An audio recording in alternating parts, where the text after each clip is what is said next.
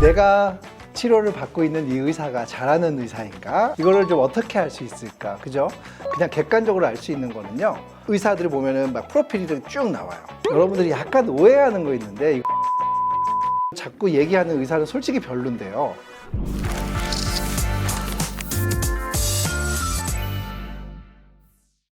안녕하십니까. 서울 S병원의 도현우 원장입니다.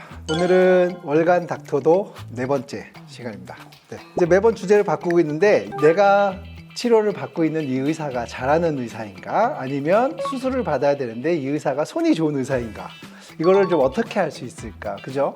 제가 오늘 말씀드리는 모든 내용들이 다 지극히 개인적일 수도 있고 지극히 편협할 수도 있어요. 그런데 그래도 몇 년간 정형외과 의사로서 지낸 제가 판단했을 때 이런 의사들이 수술도 잘하고 환자 결과도 좋더라. 그리고 저희 병원에서 계속 모셨던 여러 선생님들을 저희가 비교 분석해도 이런 분들이 잘하더라 라는 어떤 약간의 공통적인 것을 잡아서 여러분들한테 아주 꿀팁이 되겠네요. 그죠? 자, 첫 번째는요. 이 의사가 환자 말을 잘 듣고 있느냐, 이거 되게 중요한 얘기거든요. 진심 어린 표정과 뭐 이런 거 중요하지 않고요. 의사가 환자를 고치기 위해서 정보를 얻잖아요. 환자의 입에서 얻는 정보거든요. 그 정보를 잘 듣고 있느냐가 되게 중요해요. 무슨 말이냐면요. 제가 의사고 환자분이 들어왔어요. 환자분들이 앉아서 무슨 얘기를 해요. 얘기를 하면서 저는 살짝 엑스레이도 좀 보겠죠? 그러면은 의사가 생각하는 진단이 있을 거예요.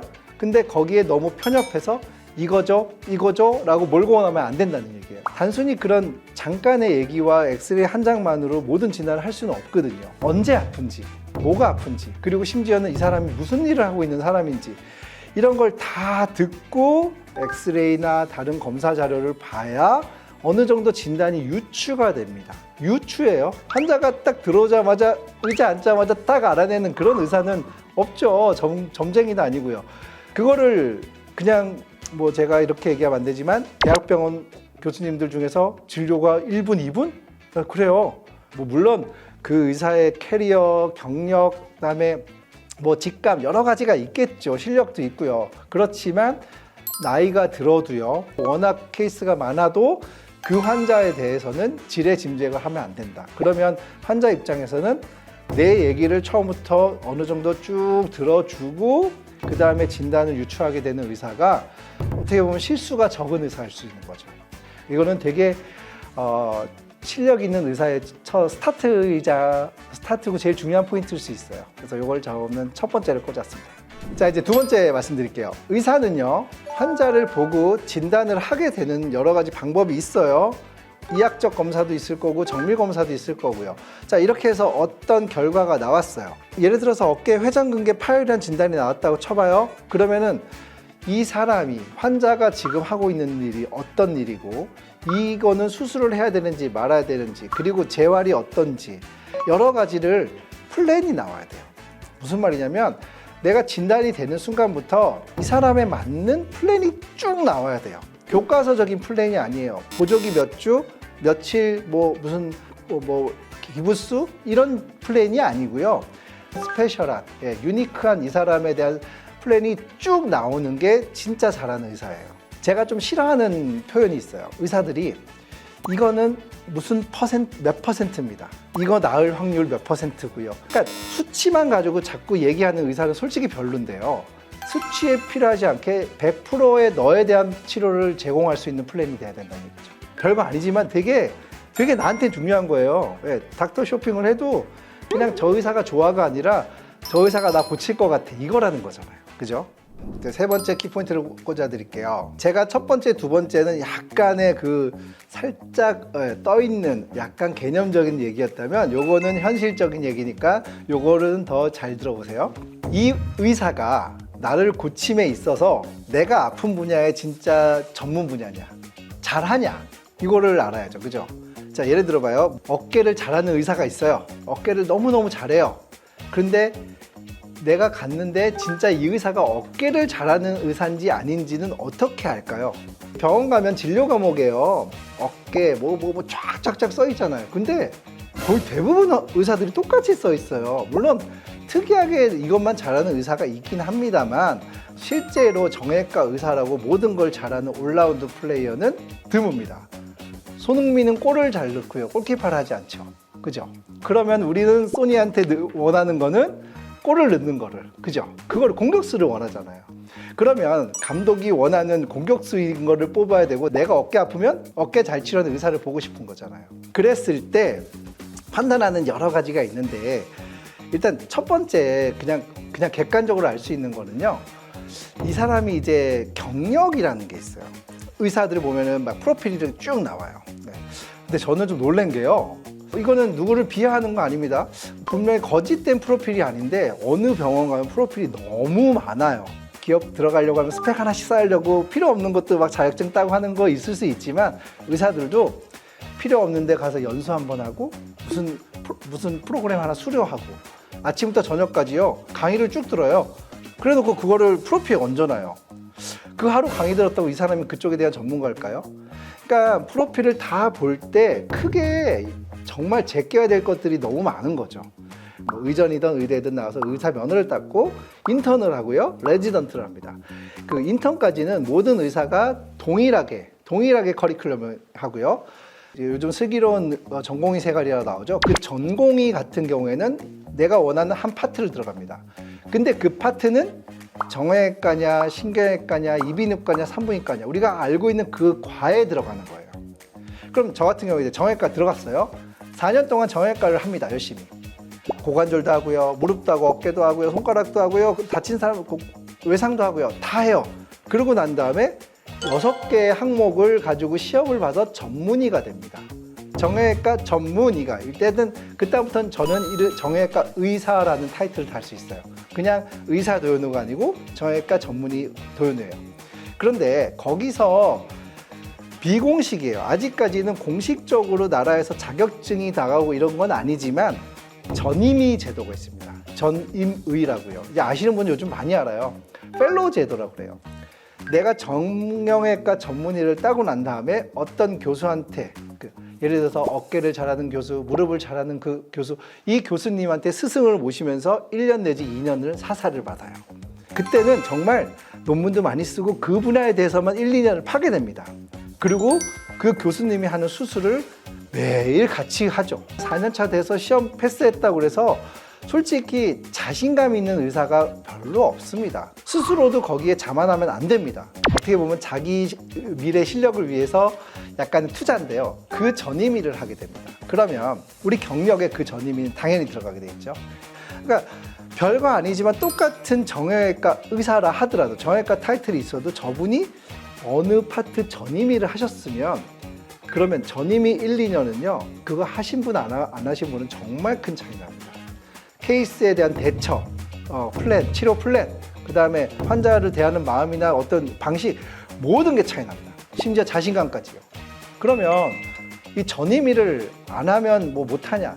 아닙니다. 절대 아닌데요. 제가 얘기하는 거는 예를 들어서 우리 엄마가 어디 병원 갔다 와서 무슨 의사를 만났다 그러면 제가 그걸 찾아보고 싶다는 거예요.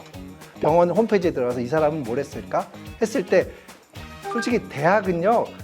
제 생각에 많이 중요하지 않을 것 같아요. 대학보다 그 뒤에 이분이 이쪽에 대해서 얼만큼 했느냐는 되게 중요합니다. 전임의에 대한 어떤 내용이 있으면 상당히 도움이 되겠다. 예를 들면 어깨 뭐 무릎 분야에서 어느 정도의 그 커리어를 쌓았는지가 프로필에서도 되게 확인하는 게 중요할 것 같아요. 자, 네 번째는 이제 현실적으로 얘기를 또 하나 할게요. 이 환자에 대한 계속 관리가 될 수 있느냐.